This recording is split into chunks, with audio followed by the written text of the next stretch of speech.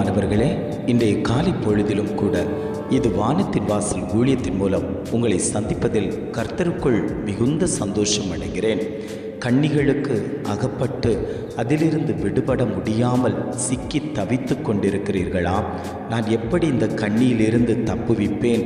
நான் மாட்டிக்கொண்டிருக்கிறேனே, என்னுடைய வாழ்க்கை மாட்டிக்கொண்டிருக்கிறதே, என்னுடைய பொருளாதாரம் கண்ணியில் மாட்டப்பட்டு இருக்கிறதே, என்னுடைய வியாதி கண்ணியில் மாட்டப்பட்டு இருக்கிறதே, என்னுடைய வழக்கு விஷயங்கள் கண்ணியில் மாட்டப்பட்டு இருக்கிறதே, என் வேலை காரியங்கள் கண்ணியில் அகப்பட்டு கொண்டிருக்கிறதே.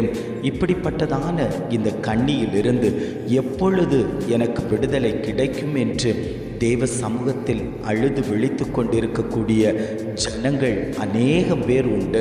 ஆண்டவர் அந்த ஜனங்களை பார்த்து சொல்லுகிறார், நான் உங்களை இந்த கண்ணியிலிருந்து தப்புவிப்பேன் என்று ஆண்டவர் ஒவ்வொரு குடும்பத்தையும் பார்த்து ஆண்டவர் வாக்கு கொடுத்து கொண்டிருக்கிறார். இன்றைய காலை பொழுதிலும் கூட ஆண்டவர் நமக்கு தரக்கூடிய நல்ல வார்த்தை என்னவென்றால், சங்கீதம் 91:3 இவ்வாறாக சொல்லுகிறது, அவர் உன்னை வேடனுடைய கண்ணிக்கும் பாழாக்கும் கொள்ளை நோய்க்கும் தப்புவிப்பார். கர்த்தர் உன்னை வேடனுடைய கண்ணிக்கும் பாழாக்கும் கொள்ளை நோய்க்கும் தப்புவிப்பார். ஆண்டவர் குடும்பத்தை பார்த்து சொல்லுகிறார், வேடனாகிய சத்ருக்களுடைய கண்ணிகள் உங்கள் குடும்பத்தில் இருக்குமேயானால் அவைகளை நான் வெளியேற்றுவேன், அந்த கண்ணிகளை நான் மாற்றுவேன், அந்த கண்ணிகளிலிருந்து உங்களை நான் தப்புவிப்பேன் என்று ஆண்டவர் இன்றைய காலை பொழுதில் ஒவ்வொரு குடும்பத்தையும் பார்த்து அவர் வாக்கு கொடுத்து கொண்டிருக்கிறார்.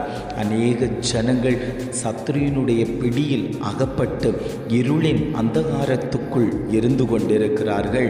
எவ்வளவுதான் ஜெபித்து பார்த்தாலும், எவ்வளவுதான் வேதம் வாசித்து பார்த்தாலும், எவ்வளவுதான் தேவ சமூகத்தில் அமர்ந்து கொடுத்தாலும் இந்த கண்ணி, இந்த கட்டுகள், இந்த பலவீனங்கள் என்னை விட்டு மாற்றப்படவில்லையே. நான் ஜெபிக்க மீண்டும் அது அதிகரித்து கொண்டே தானே இருக்கிறது என்று அநேகர் தேவ சமூகத்தில் முறையிட்டு கொண்டிருக்கிறார்கள். ஆண்டவர் சொல்லுகிறார், அந்த கண்ணிகள் நிச்சயமாகவே பொட்டி தெறிக்கப்படும். உங்களுக்கு விரோதமாய் உருவாக்கப்படுகிற எந்த ஆயுதங்களும் வாய்க்காதே போகும் என்று ஆண்டவர் குடும்பங்களை பார்த்து பேசிக்கொண்டிருக்கிறார். அவர் குடும்பங்களை விட்டு கொடுக்கக்கூடிய தகப்பன் அல்ல. சத்ரு ஜெயம் கொள்ளாதபடிக்கு நம்மை பாதுகாக்கக்கூடிய தகப்பன். எத்தனையோ தீவினைகள், எத்தனையோ ஆக்கினைகள் குடும்பத்துக்கு விரோதமாய் எழும்பி வந்த போதிலும் இன்றைக்கு வரைக்கும் ஜீவனை விட்டு கொடுக்காமல் உங்களை பாதுகாத்து வைத்திருப்பதே ஆண்டவர் உங்கள் மேல் வைத்த சுத்த கிருபை. அந்த கிருபை மட்டும் இல்லை என்றால் நாம் என்றைக்கோ மரித்து போயிருந்திருப்போம். இன்றைக்கு இந்த குடும்பம் இருக்கிறது என்று சொல்லுவதற்கு கூட யாரும் இருந்திருக்க மாட்டார்கள்.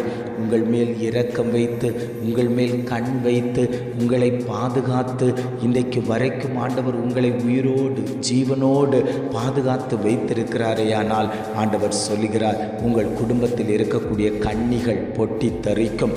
உங்கள் குடும்பத்தை ஆக்கினை பண்ணி கொண்டிருக்கக்கூடிய சத்ருவின் ஆதிக்கம் முறியடிக்கப்படும். அவன் இனி பலன் கொள்ளுவதில்லை. அவன் உங்கள் குடும்பத்தில் இனி எழும்புவதில்லை. அந்த சத்ரு முழுவதும் சங்கரிக்கப்பட்டான் என்று ஆண்டவர் குடும்பத்தை பார்த்து அவர் சொல்லிக் கொண்டிருக்கிறார். எத்தனையோ வியாதிகள், எத்தனையோ கொள்ளை நோய்கள் நம்மை தாக்கின போதிலும், நம்முடைய கண்களுக்கு முன்பாக அநேக ஜனங்கள் கொள்ளை நோயினால் மரித்து போன போதிலும் ஆண்டவர் நம்மை மரிக்க விடாமல் நம்மை பாதுகாத்து வைத்தாரே. அவர் நம்மேல் வைத்த சுத்த கிருபை, அவரைத்தான் நாம் ஆராதித்து கொண்டிருக்கிறோம்.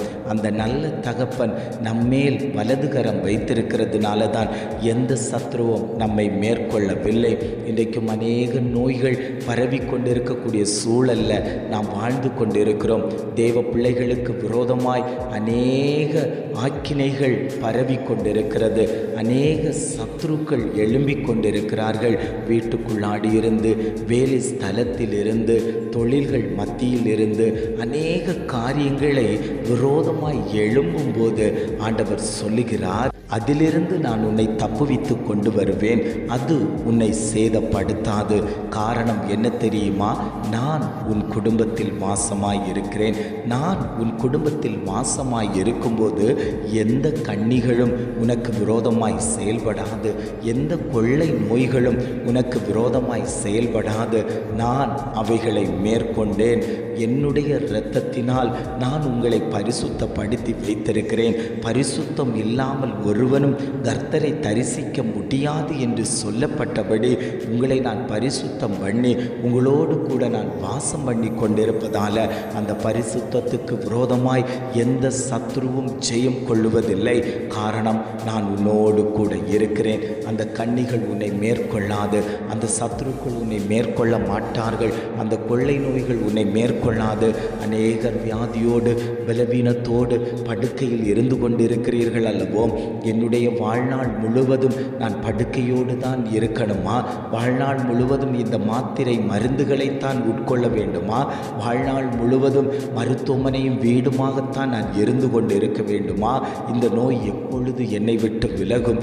எப்பொழுது இந்த கட்டி மறையும்?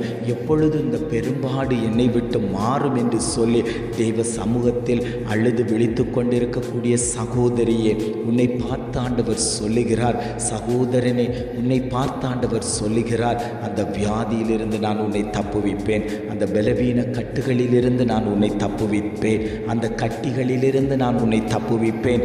காரணம், நீ என் சமூகத்தில் அமர்ந்திருக்கிறாய், நீ என்னோடு கூட உலாவிக் கொண்டிருக்கிறாய், என்னுடைய வார்த்தையை கேட்டுக்கொண்டிருக்கிறாய், என்னுடைய கரத்தை பிடித்து நடந்து கொண்டிருக்கிறாய். அதனால் உன் குடும்பத்தில் இனி எந்த சேதமும் வருவதில்லை, நீ மேன்மையாய் வைக்கப்படுவாய் என்று ஆண்டவர் ஒவ்வொரு குடும்பத்தையும் பார்த்து அவர் வாக்கு கொடுத்து கொண்டிருக்கிறார். ஜெபிக்கலாமா? அன்பின் பரலோக பிதாவே, இந்த காலை பொழுதுக்காக நாங்கள் உம்மை துதிக்கிறோம், ஸ்தோத்தரிக்கிறோம் ஆண்டவரே. இந்த காலை பொழுதிலும் கூட ஆவியானவர் எங்களுக்கு தந்த நல்ல வார்த்தைகளுக்காக நாங்கள் உமக்கு நன்றி செலுத்துகிறோம் ஆண்டவரே. அவர் உன்னை வேடனுடைய கண்ணிக்கும் பாழாக்கும் கொள்ளை நோக்கும் தப்புவிப்பார் என்று சொல்லப்பட்ட வாக்குத்தத்த வார்த்தையின்படி ஆண்டவரே, எங்கள் குடும்பத்தில் இருக்கக்கூடிய சத்ருவாகிய வேடனுடைய கண்ணியில் இருந்து எங்களை தப்புவிக்கும்படியாய் நாங்கள் ஜெபிக்கிறோம் ஆண்டவரே. அநேக கொள்ளை நோய்கள் பரவி வந்து கொண்டிருந்தாலும் எங்கள் குடும்பத்தை சேதப்படுத்தாதபடிக்கு எங்கள் வீட்டின் நிலைக்கால்களில் உம்முடைய இரத்தம் பூசி எங்களை பாதுகாத்து கொள்ளும்படியாய் நாங்கள் ஜெபிக்கிறோம் ஆண்டவரே. வேலைகளுக்கு போகும்போது, அநேக காரியங்களை செய்யும்போது, அநேக நபர்களிடத்தில் பேசும்போது எந்த வியாதிகளும் எந்த பலவீனங்களும் எங்களை தாக்கக்கூடாது ஆண்டவரே. நீர் எங்களை வேலி அடைத்து பாதுகாத்து கொள்ளும்படியாய் நாங்கள் ஜெபிக்கிறோம். இதை கேட்டுக்கொண்டு இருக்கக்கூடிய ஒவ்வொரு குடும்பத்தையும் தேவன் பரிசுத்தப்படுத்தும்படியாய் நாங்கள் ஜெபிக்கிறோம் ஆண்டவரே. அந்த குடும்பங்களில் தேவனுடைய கரம் ஆளுகை செய்யட்டும், நீரே கூட இருந்து வழி நடத்தும்படியாய் நாங்கள் ஜெபிக்கிறோம் ஆண்டவரே. இம்மட்டுமாய் நடத்தின தகப்பன், இனியும் நீர் அவர்களை வழி நடத்தும்படியாய் நாங்கள் ஜெபிக்கிறோம். இனி அந்த வேடனுடைய கண்ணிகள் எங்கள் குடும்பத்தில் வராதபடிக்கு தேவன் பாதுகாத்து கொள்ளணும். இனி அந்த கொள்ளை நோய்கள் எங்கள் குடும்பத்தில் வராதபடிக்கு தேவன் பாதுகாத்து கொள்ளும்படியாய் நாங்கள் ஜெபிக்கிறோம்.